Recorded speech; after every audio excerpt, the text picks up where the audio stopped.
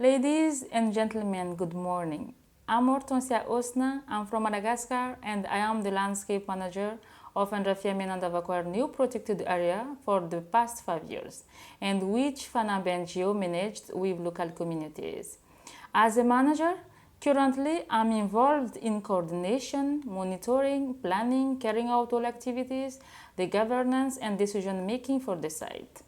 The protected area is located in the north of Madagascar. It is a Category 5 protected area and has approximately 73,000 hectares.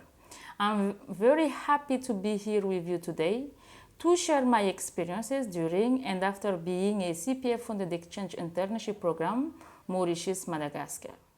What skills I have gained? Being in the internship program means a great deal to me and to my professional career. Both the exchange in Madagascar with Vahacha and in Mauritius with Darrell and Mauritian Wildlife Foundation were very important to me because it represents two different strategies of conservation and I have learned a lot. Among of these, I have gained the skills such as, first, ecological and forest restoration, including propagation techniques and tree nursery management, planting, weeding, seedlings maintenance. Second, biodiversity monitoring. How to monitor endemic birds, micro-mammal, amphibian, reptiles, and ants. Third, invasive species management, both fauna and flora.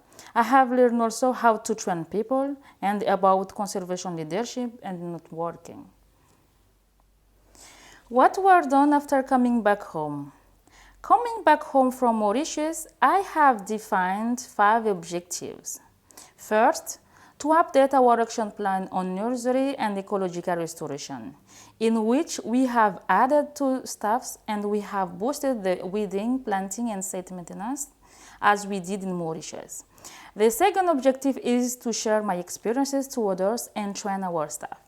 I have shared my experiences to my team, to the team FANAB and protected area managers inside my region. In terms of training, I deeply train our restoration team in seedling germination, biological fungus treatment, composting techniques, and seed maintenance and weeding.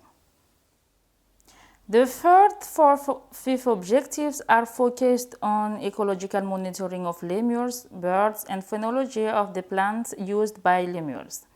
To be more effective, we have hired 1 ecological monitoring officer and 18 participative local communities to work with us, and they were trained. We have developed our protocol surveys on lemurs, birds, and botanical.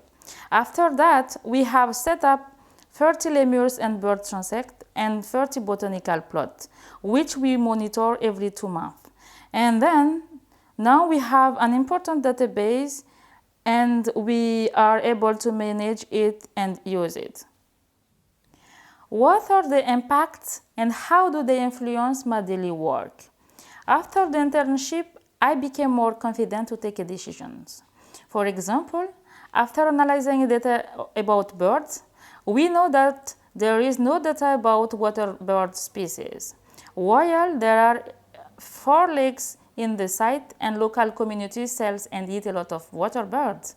So, the survey of the lakes will be our priority next year.